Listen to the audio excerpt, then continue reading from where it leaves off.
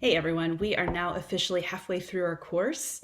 And before we jump into week 6, I wanted to give you a short review of where we have been so far and some of the main ideas and concepts that we picked up along the way. So I've put together a short PowerPoint for us to go through to help us with this. And to remind you of some of these building blocks that we've had in weeks 1 to 5, so that they'll help you as you think through what we're going to get to in weeks 6 to 10. And also so that you can start to piece together some of the ideas and concepts you might want to use for your final paper when it comes to creating your own case study. So, just as a quick note, when you are citing authors for your final paper, please go back to the original source for that citation instead of citing me, so that the original author gets credit for the idea and that you go back to the correct context where that idea came from. So I'm going to share my screen to start this presentation. Okay, this is where if there was actually someone on the call, I'd say, can you see this? But I guess I'll find out after we're done if you can see this or not. So let's dive into this together. So remember that a central concept for this course is that we are embodied beings. We are considering how we take our bodies seriously, that we're not just these brains that are on sticks, but there's something important about our bodies in terms of our createdness as reflections of the image of God. But also that we are extended and embedded in the world. And we're going to talk about that more in this presentation today. Embodied cognition. What do we mean by embodied cognition? We think with our bodies. But before we get into embodied cognition, let's just talk about embodiment, or the experience of being a body in a social context. So Dr. Hilary McBride invites us on page 15 of The Wisdom of Our Bodies to learn how to be in our bodies in ways that can perhaps protect us from body shame. She invites us to think about our bodies not simply as our appearance, but that we're so much more. This requires curiosity, attention, sensation, acceptance, which then helps us to develop a healthier and more stable relationship with our body as a whole. Why? Why is this important?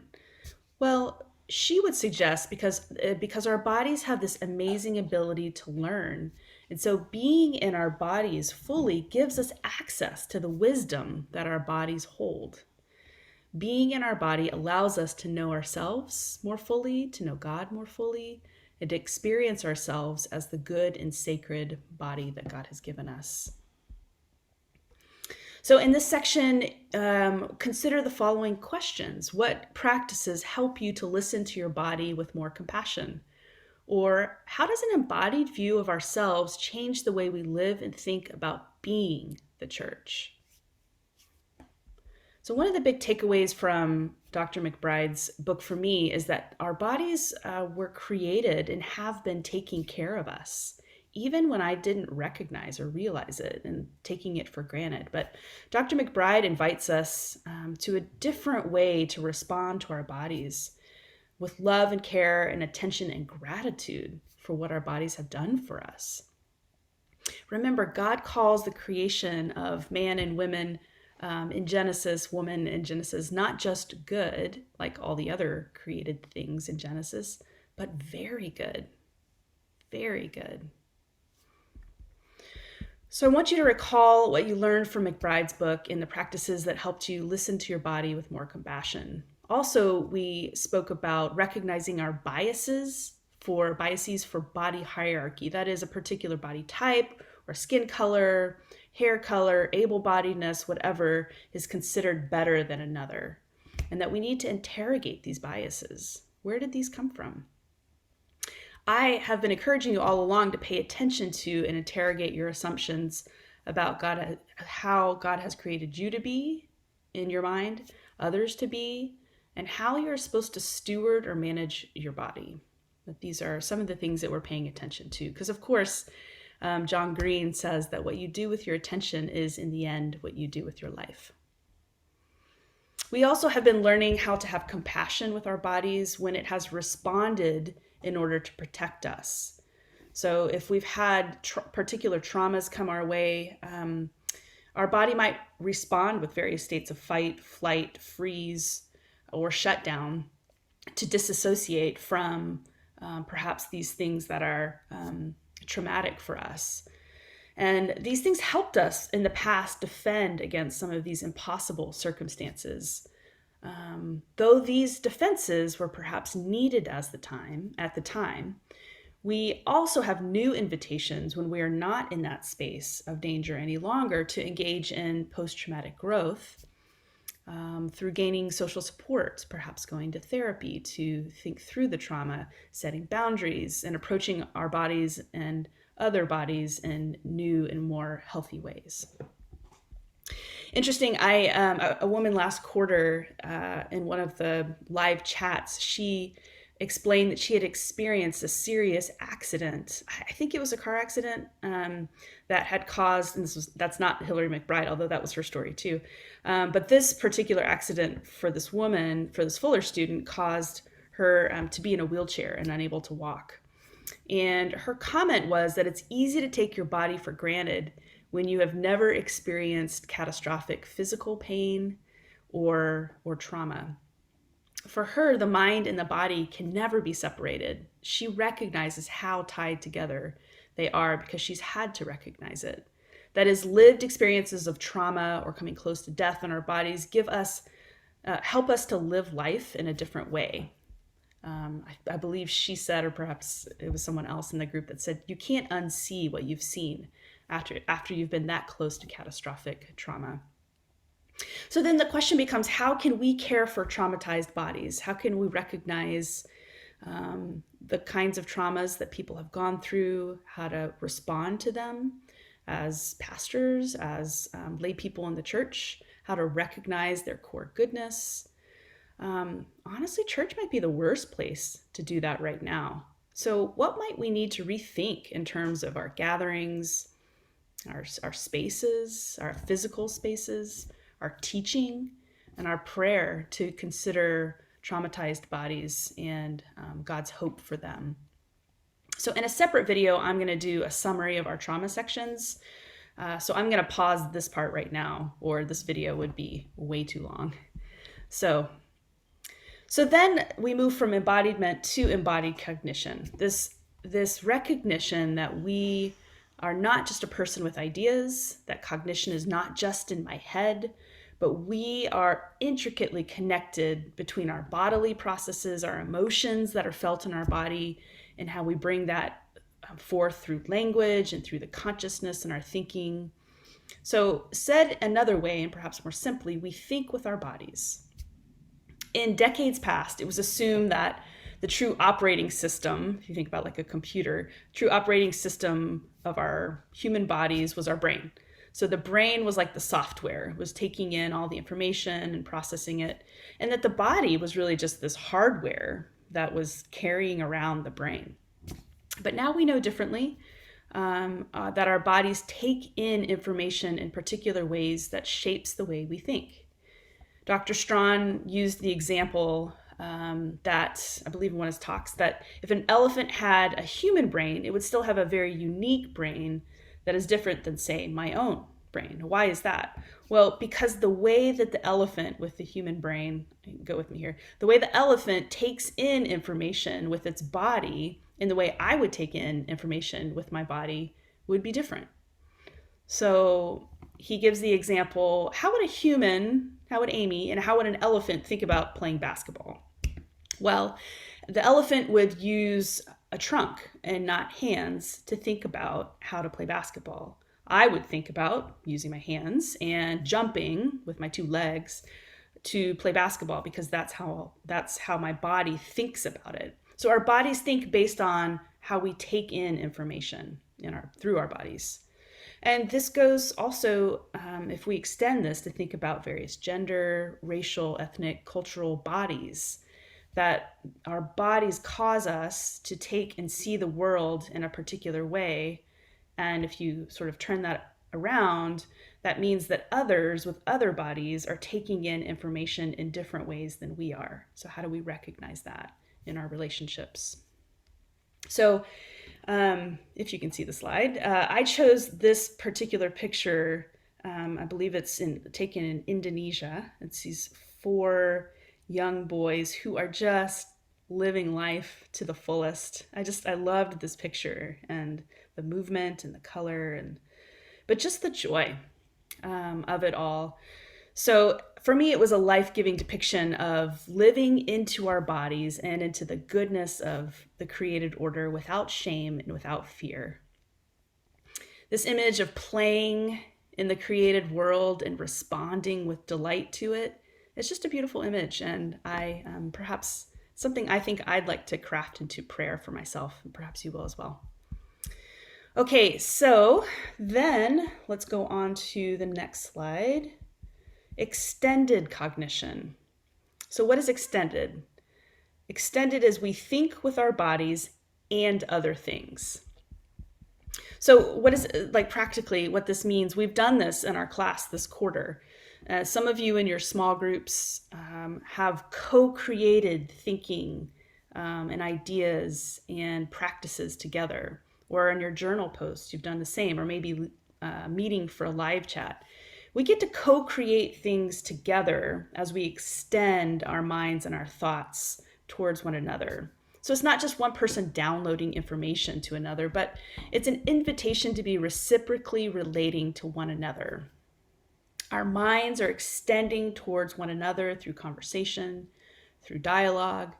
You are helping to expand another's minds when you speak with them, when you chat with them.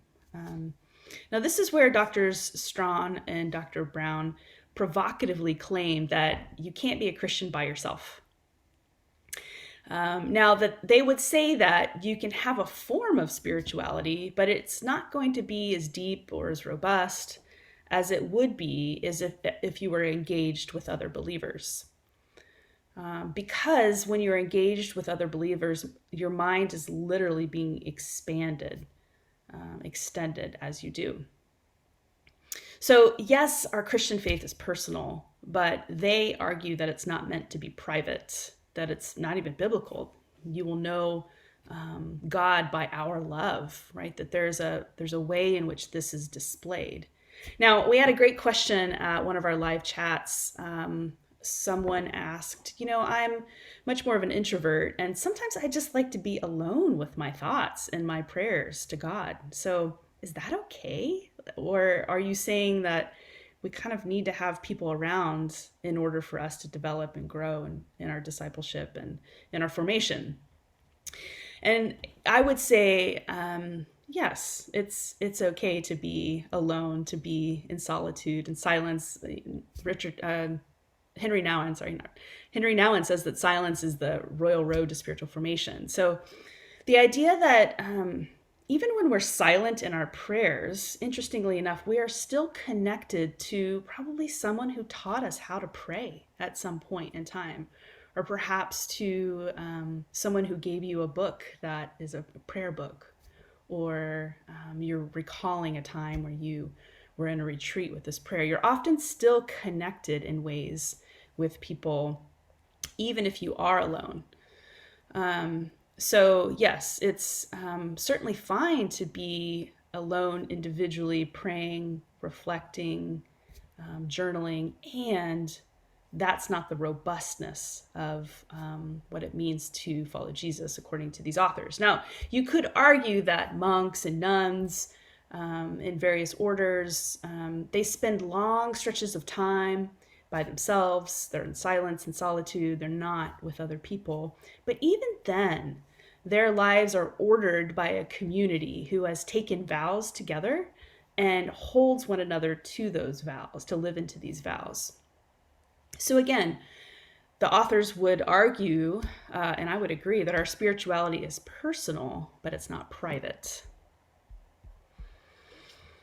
So a big concept we're talking about here, and this is no surprise to you, but we are made to be relational creatures as a means of thriving. And we'll talk about thriving here in the latter part of the course. But humans don't do relationships. We are relationships. Relationships, it's our oxygen. It's how we live. It's how we grow. It's how we develop. So also we can think about extended cognition through devices like our cell phone, right? My cell phone is never far away from me. My brain is enhanced when I'm able to use my phone. It holds my calendar. I can remember phone numbers. Who remembers phone numbers anymore? It holds, birthdays, pictures. Our brains are extended through technology. So this brings up an interesting question. How do we think about millennials and church work? We talked about this in one of our live chats. Do we ask millennials, do we ask younger folks to turn off their phones or leave them outside? Does their extension through social media, does it enhance or does it deter their humanness and their spiritual growth? These are really complex questions, and these are things that perhaps some of you may want to focus on when you write your final paper. So we are always shaping one another. I'm always adapting to the person with whom I interact. There's a concept called mirror neurons, which means when we speak to one another, I am, in my brain, I'm taking in my experience of you, and it shapes my neurons, my mirror neurons. It shapes my brain.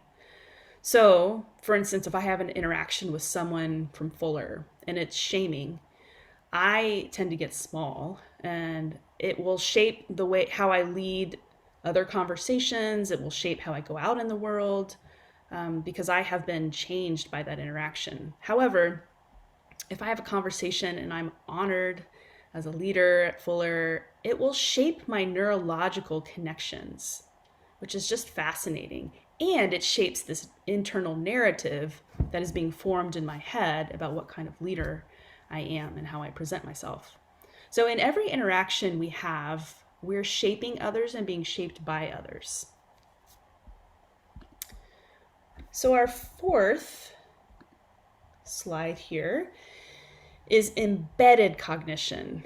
Embodied, extended, embedded. Okay, so, and we're going to look at this one a bit more this week.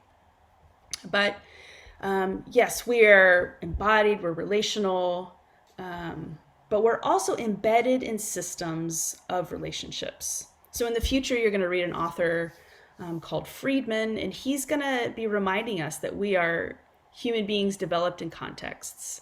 These contexts are family systems, congregational systems, technology, the natural world. All of these different things are contexts in which we are developing. So some questions to consider here are, how are we aligned or misaligned, or is that malaligned? I'm not sure, towards the Imago Dei, given the systems we inherited and in which we are embedded? Right? How are we aligned given the systems that perhaps are family systems that we inherited, or the systems that we're in right now? Is that aligning us towards the image of God and this end goal of thriving that God invites us into? Also, how can we notice systemic patterns and the importance of taking responsibility, this is Friedman again, for the way in which we are in relationship to one another? Our churches have particular patterns. Our families have particular patterns. Our organizations, Fuller, has particular patterns. So how do we recognize the part that we play in those patterns, and how do we take responsibility for that in order to sometimes shift the system to healthier places? Now, our assessments of pride and power and privilege also touch on this notion that we have been developed in particular contexts and cultures. Right? And you all noted this in your assessment write-up. Some of these contexts have developed beauty and love in us, or love for worship and movement, such as this picture, this gorgeous picture. And we can see that in different systems in which we're embedded. Other systems have malformed us, and we need to, again, interrogate those systems of those places in which we're embedded, to ask, how has this formed us or malformed us? So again, this is the place that we think about our context as perhaps we're more individualist or we're more collectivist in our culture. Perhaps we grew up in a patriarchy or in a matriarchy. Perhaps we grew up in a place of racial diversity, cultural diversity, or monocultural places of living. So all of these contexts in which we have and are embedded shape our embodied minds. We are shaped by our contexts. Again, the work in this class is not to bash ourselves over the head if we find that we express particular biases or that we have these implicit biases that we're starting to become aware of. I do want to stress, though, as these things become clear to you, that part of our discipleship and as followers of Jesus is to begin to take steps to eradicate these biases and love our neighbors as ourselves, to empty ourselves as servants before others. Our next slide is about the worshiping body. If you remember, Dr. Alexis Abernathy talked about worshiping body, and the research that she has done asks in what ways your worship experience changes your behavior when you leave the church. So not just the actions in the moment, but how do you shift and change? How does worship shift and change us? So how does it inform our imagination so that we are sent out into the world in a more Christ-like way? So in a psychophysiological, say that 3 times fast, study of worship, she found that changes in our bodies and health are related to spiritual practices. So again, this idea of mimicking or mirroring, we mirror processes that we see in others. And when we see others submitting to God in worship, if we see someone saying something like, God, I need you, God, I'm surrendering to you, that impacts us. Seeing one another in these worshipful postures, it impacts who we are and how we engage with the world. So if you'll remember, Dr. Abernathy talks about it's so much less about what we say, but about who we are. That sometimes we mirror in our bodies what we don't even realize we're seeing in another person. It may be implicit, but still we're mirroring these things that we respect in another person. We had in our live chat, we talked about through the pandemic how worshiping experiences were much less embodied because we were on screens at home. And now that we're back in person, we're trying to figure out again what it means to have embodied worship after being separated for so long. And some wondered if we really mirror one another in the same way when we're on screen versus when we're in person. So, and finally, Dr. Sorensen, who was a psychologist at Fuller, he says that integration is so much more caught than taught. What does this mean? That integrating our spirituality, we often catch it from others around us whom we mirror. And then there's this kind of catch and receive that goes on between people. That's much more who we are as humans rather than sitting and learning what it means to be a spiritual being.